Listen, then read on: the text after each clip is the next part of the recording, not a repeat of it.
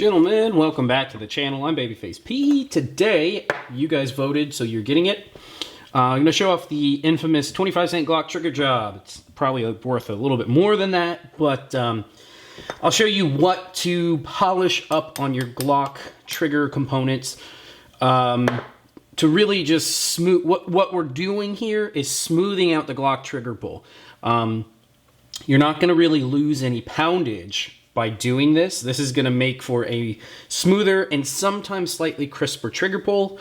If you want to drop the weight on the trigger, you have to actually do a different disconnector typically. The angle, and I'll show you when we get there, the angle of the disconnector, the angle of the sear is what determines sort of the poundage that you get. But polishing some other things is what makes it smooth versus gritty. Right now, you can see this one is, it's not bad. There's a little bit of grit as you run through there. Then it hits a wall, then it breaks. So this one's actually not too bad. Getting rid of some grit up here, and you'll see what I'm talking about, will help. So what do you need?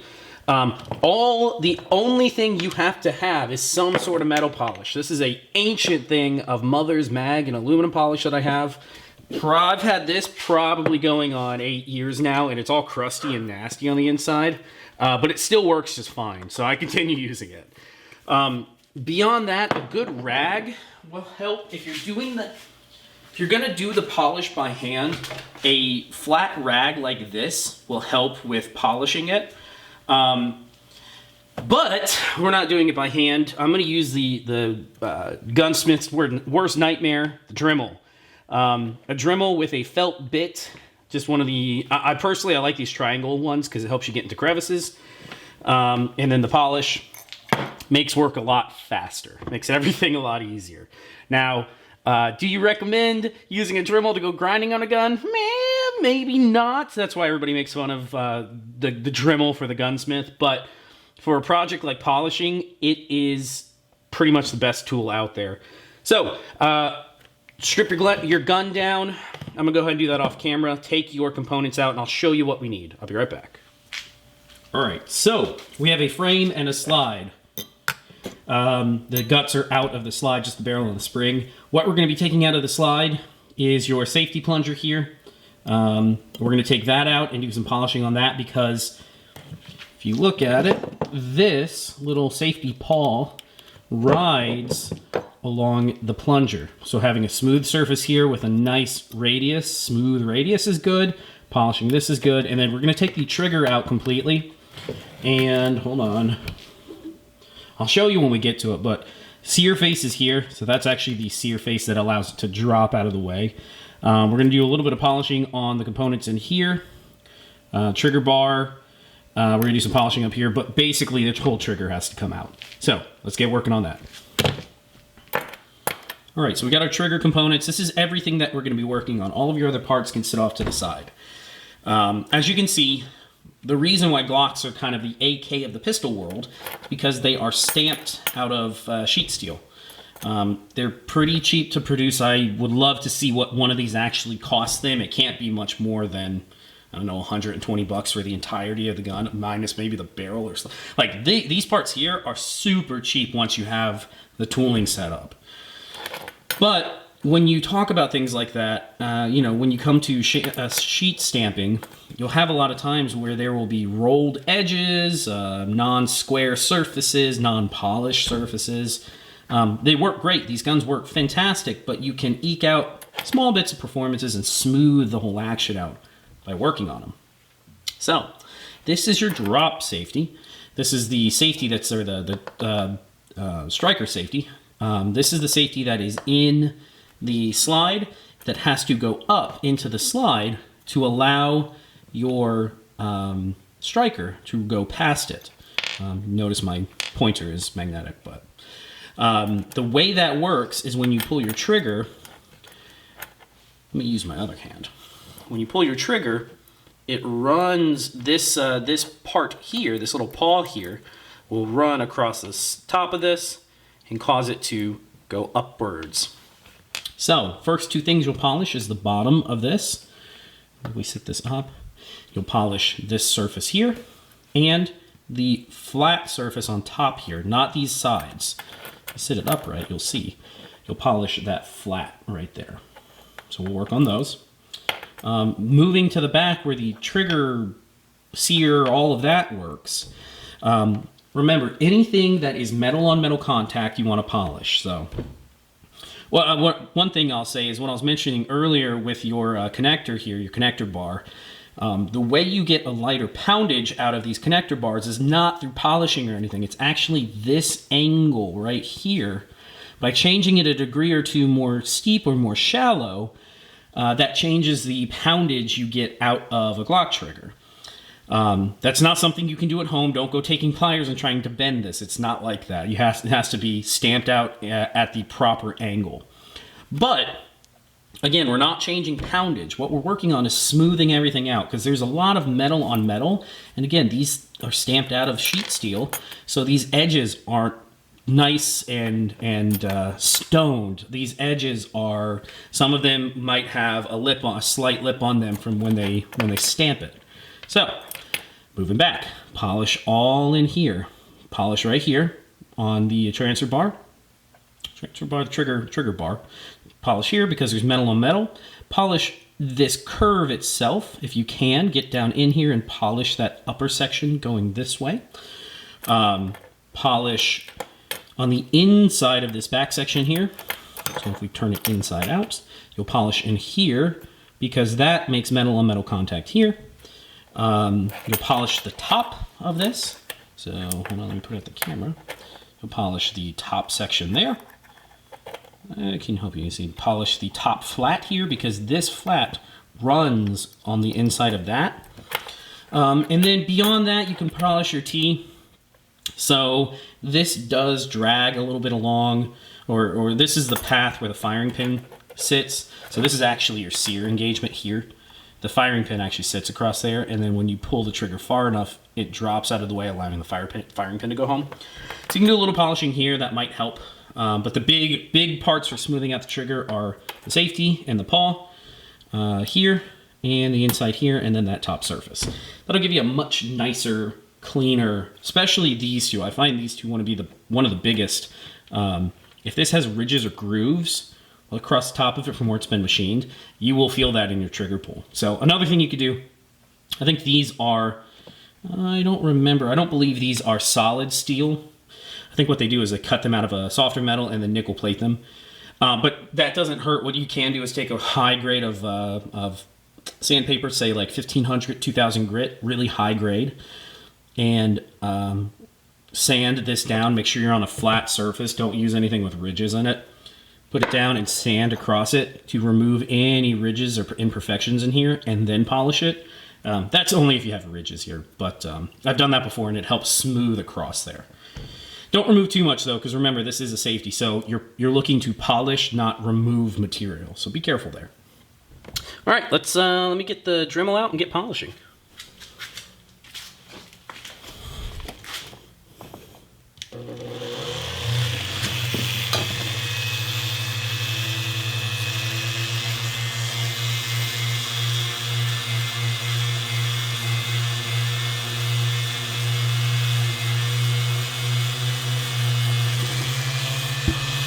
As you go, make sure to take your polishing compound off. Check your progress. We're just about there. It's almost nice and shiny. And you don't have to make this thing go at Mach 2. You can go slower like this, and it will work just fine.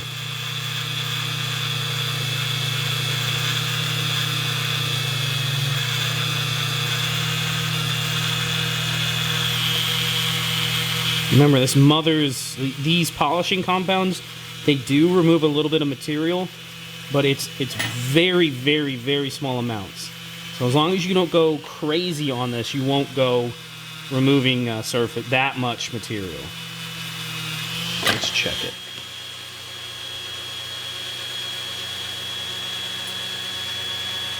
Just like that. Just that little bit of polishing, and we now have. Oh, can you see? Yeah, you can see that is now a mirror finish. I blocked the light. Hang on. You can see my hand reflecting in it. Mirror finish. That's what you want. That will smooth out that paw going across it. So, let me trade out. Move this one out. We'll move the trigger in. Just gently hold it. You don't go crushing these things. All right, next thing we're gonna do, polish the top of this paw.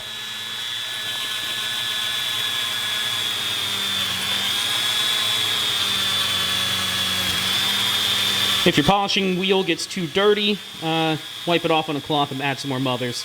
These things can take a lot of abuse. You want this whole top surface polished out. Add a little bit more mothers to it. Get a little bit of this black off. Okay, a little bit more.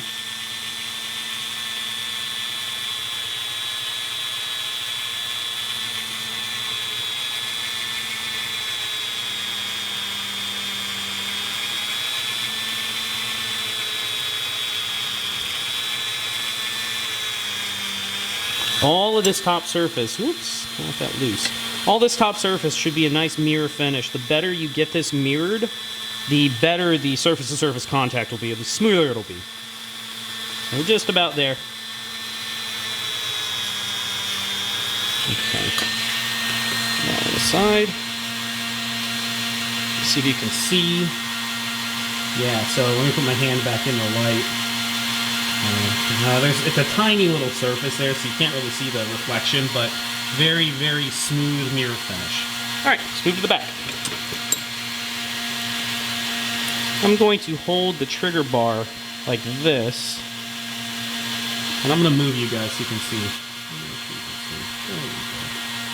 Okay, so this is dirty. You see that grime come off of it?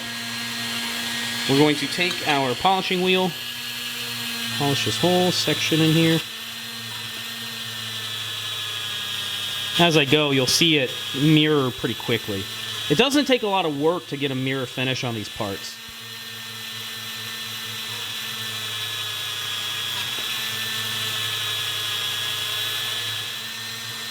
You can see we're almost at a mirror finish here. Very, very high polish. All right, let's go ahead. I'm going to sit this down. Take this, we're going to move it here. Make sure you guys are in focus. Focus right there. Okay, next up, we're polishing the top of this.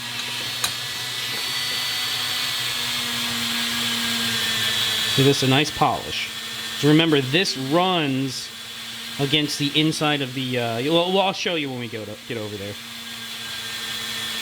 You see, it takes a polish very quickly.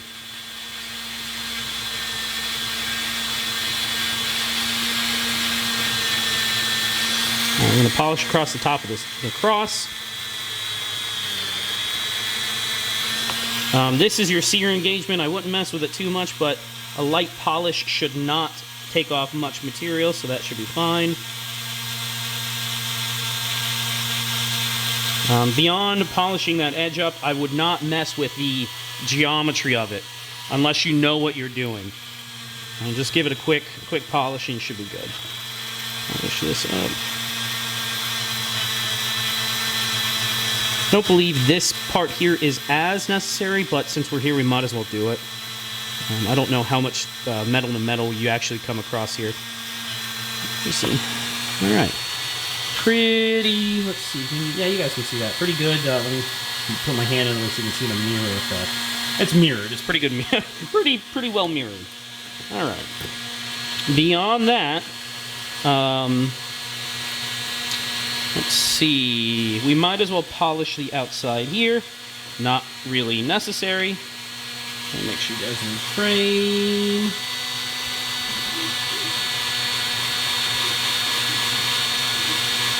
This is really bright, but we're going to just do a little polish here. Again, not necessary, but since I'm here, I'm going to go ahead and do it. You can see it takes a polish rather quick.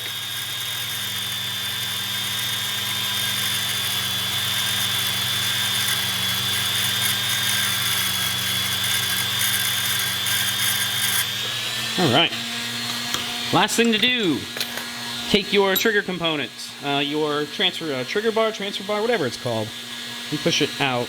Let me get a punch that fits. This one should fit. You push out from this side here, and your trigger bar will come out. Now, let me clamp this in gently so we don't actually damage anything. We're going to go this way here. Just like... Actually, we're going to use the pawl back there to hold it. Gently, you don't want to smash anything.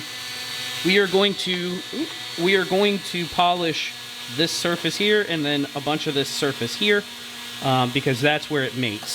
So this is why I say the pointy one is actually really handy here because you can get down into that crack.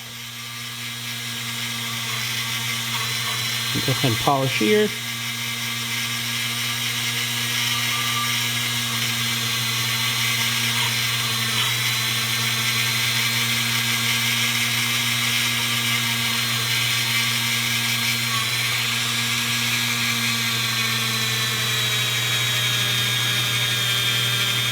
A little more juice. Just a little more juice. You don't want to go overboard, and you don't want to heat the metal up too much. It's hard to heat the metal up by polishing, but just be aware that you are putting heat into this metal.